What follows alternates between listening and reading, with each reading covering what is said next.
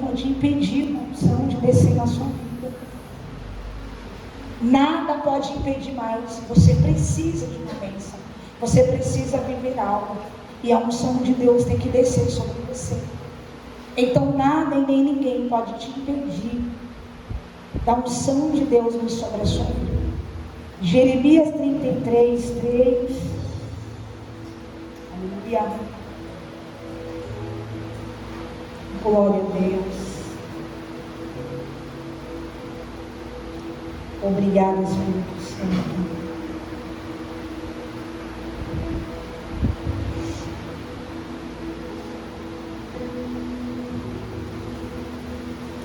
Aleluia.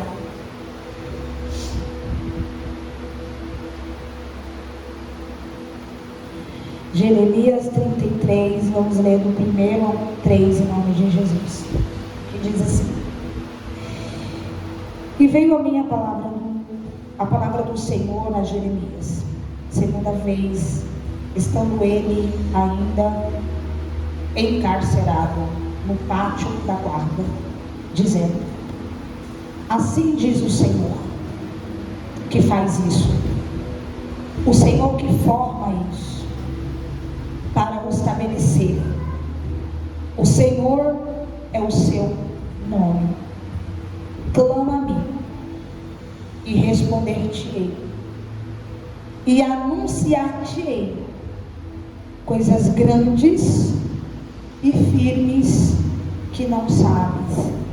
Repita comigo: coisas grandes e firmes que eu ainda não sei.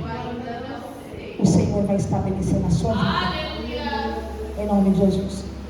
Conhecemos esse versículo e sabemos que aqui está se falando, aleluia, da restauração. Deus está assegurando a Jeremias. Deus está dando a certeza ao profeta Jeremias que a situação que ele se encontra no exato momento de sua prisão não significa nada do que Deus tem para estabelecer na vida dele futura. Vou repetir. O próprio Deus está assegurando, afirmando, confirmando a Jeremias que a situação em que ele está não define as coisas grandes e firmes que tem preparado para ele no futuro. Já disse os versículos anteriores que ele estava, aleluia, preso no pátio da guarda. Então Jeremias foi visitado pelo Senhor para trazer, aleluia, uma direção a ele, para que ele revelasse o que o Senhor estabeleceria, aleluia, no meio do seu povo.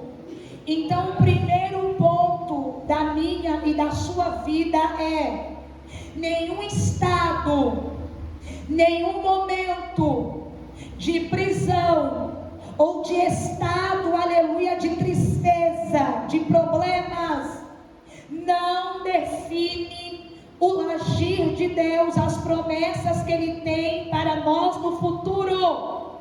Então nenhum estado, nenhum momento e nenhum tipo de problema que estamos passando, que estamos enfrentando, ele não pode, não deve e não existe definir o futuro que Deus tem preparado para mim e para você. Tem momentos que eu e você estamos vivendo um momento como se estivéssemos, aleluia, também encarcerado como esses homens. Imagine você cair numa prisão sem dever nada, sem ter culpa de nada, simplesmente porque você serve ao Deus Altíssimo e manda, aleluia, a lei, e manda, aleluia, o estado, aleluia, que é proibido, que não é legal, aleluia, praticar essa fé. E mesmo assim, aleluia, os servos de Deus se levantam para proclamar o Cristo, para proclamar o Deus de Israel, para poder dizer que Ele é, que Ele pode, que o reino dele está por vir. Esses homens foram perseguidos por causa da palavra do Senhor, por conta que decidiram servir ao Senhor, mas a lei não hesitou de os prendê-lo, a lei não hesitou de os guardá-lo dentro de cela. Agora imagine comigo como é dolorido quando eu e você passamos por uma situação de acusação sem culpa nenhuma. Esse momento de acusação sem culpa nenhuma, esse problema que vem na nossa vida sem a gente procurar, esse momento de dor na alma que a gente passamos por causa do estado que estamos vivendo, por causa do problema que estamos enfrentando, por causa dos dias maus que estamos, aleluia, passando, nós olhamos e dizemos assim para o Senhor: o porquê que eu estou vivendo isso se eu não sou merecedora? O porquê que eu estou passando por isso se eu não sou desobediente do Senhor? O porquê que eu estou vivendo este momento se eu sou teu servo, se eu sou tua serva? O porquê me sobreveio esse estado? O porquê me sobreveio esse problema? O porquê que me apareceu essa situação? O porquê que eu estou sendo perseguido? O porquê que eu estou sendo caluniado? O porquê que eu estou sendo abandonado? Porque, aleluia, que todos que estão à minha volta, eles, aleluia, fazem de tudo para que eu deixe de adorar ao Senhor. Se não, ó Pai amado, era para ser ao contrário. Eu te sirvo, era para estar tudo bem. Eu te sirvo, era para estar tudo melhor. Eu te sirvo, não era para me passar o que eu passo. É ao contrário. Independente do que eu e você passamos, o estado que estamos não limita Deus de cumprir promessas lá na frente. Então qual é o segredo? O segredo é a resistência na obediência. O segredo é a resistência na obediência.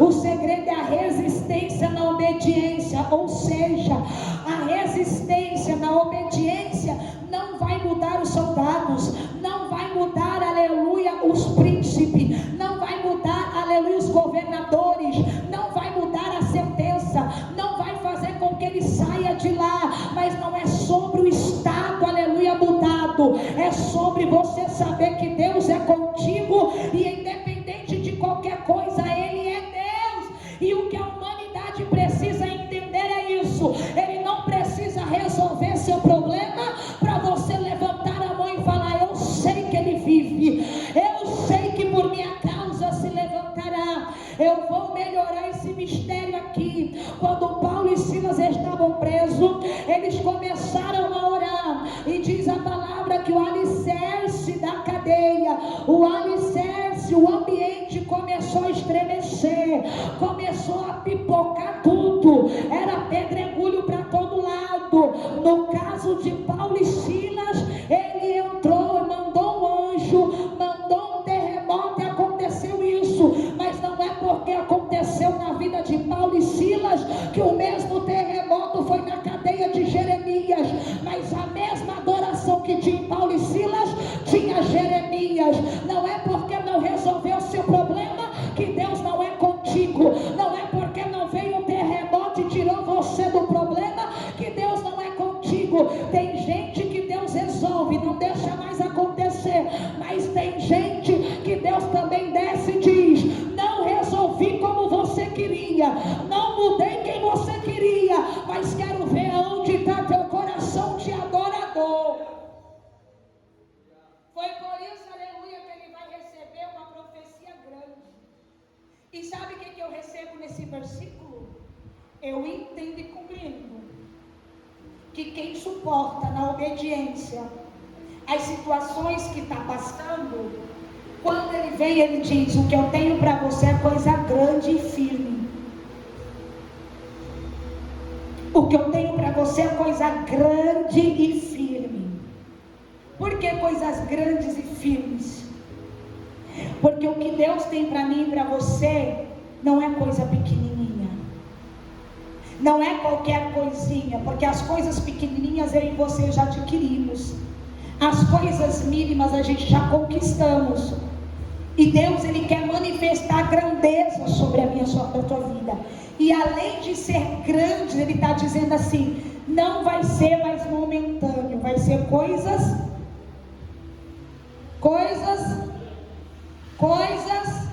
O que é coisas grandes e firmes para você?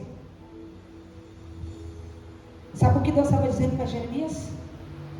Eu vou continuar te usando em coisas grandes, e o que sai da sua boca vai ser coisas firmes. Aí tem gente que se frustra porque pensa que é poder, dinheiro, conquista, dizendo, cadê as coisas grandes e firmes? Aí Deus olha para mim, para você e diz, nem você consegue crescer em mim, e nem você consegue se firmar em mim. Como é que eu vou dar coisas grandes e firmes para você? Ai meu Deus, que lapada.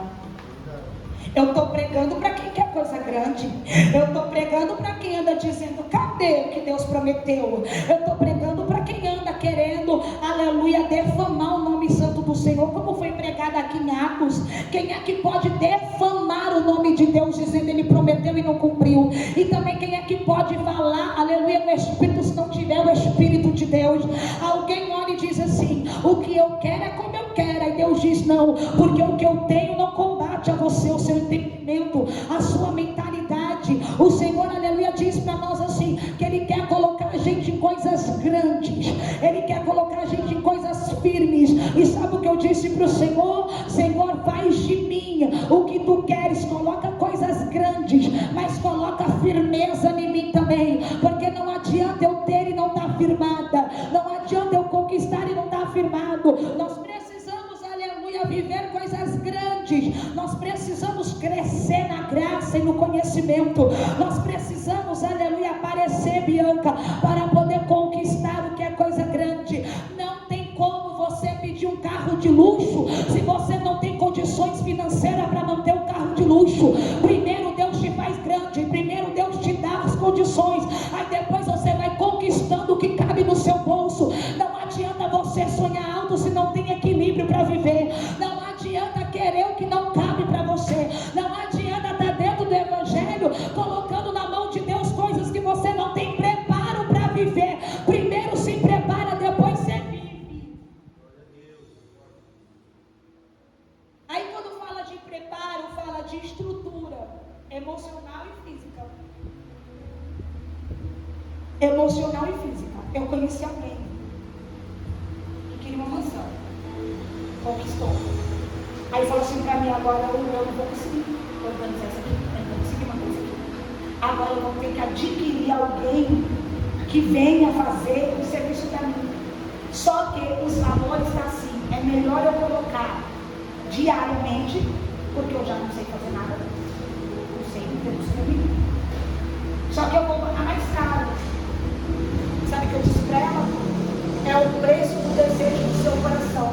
Primeiro você tinha que ver isso antes. Agora é tarde demais. Ou você aprende a fazer, ou você vai pagar para alguém fazer, vai ficar Deus. Agora querem uma coisa, mas não tem estrutura para manter. Quem está entendendo que a misericórdia de mim? É fácil sonhar, mas você tem estrutura para viver. Quando José sonhou, Deus preparou ele. Ele passou uma trajetória inteira para poder saber perdoar, para ele saber governar. Imagina que José não passou para ele aprender a governar o que é alimento, quer separar, sabe por quê? Porque eu tenho certeza, conjectura comigo, para José saber organizar alimento, para José saber, aleluia, discernir, falar, prepara um campo, ele passou fome, ele passou sede, então ele teve que aprender a administrar, aleluia, alimento. Um dia ele comia uma fruta, deixava um pedaço, porque no outro dia ele não sabia se ia ter.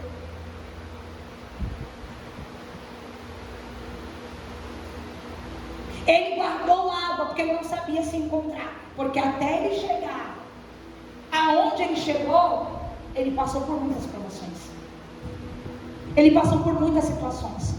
Dentro da prisão, não foi um dia, 2 dias, 3 dias, Primeiro ele caiu lá dentro, ele aprendeu o sistema de lá de dentro, ele fez, aleluia, o que tinha que fazer, ele aprendeu o que tinha que fazer. Quando ele saiu, ele sabia governar.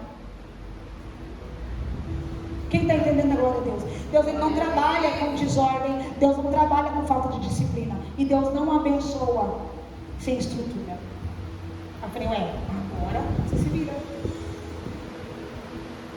Agora você vai, aleluia, aprender a separar as coisas. Sabe por quê? Porque nós precisamos entender quais são as nossas limitações. E essas coisas grandes e firmes, ele diz, clama a mim.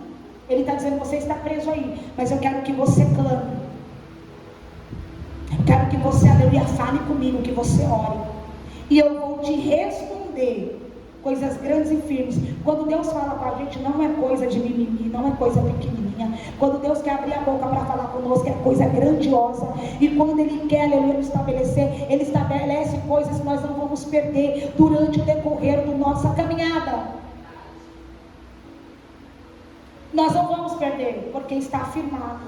Então peça para Deus esse ano, para vocês, aleluia, ter estabilidade no Senhor. Clame a Ele, Ele vai responder coisas grandes e firmes para vocês. Clame ao Senhor, busque ao Senhor, peça ao Senhor para firmar as suas estacas. Quando vocês firmarem as suas estacas, vocês vão viver tudo o que vocês esperam de Deus. Vocês vão viver o sobrenatural, o extraordinário de Deus. Vocês vão viver aquilo que vocês não imaginavam viver. Mas é preciso um preparo. Eu vou morrer batendo nessa terra.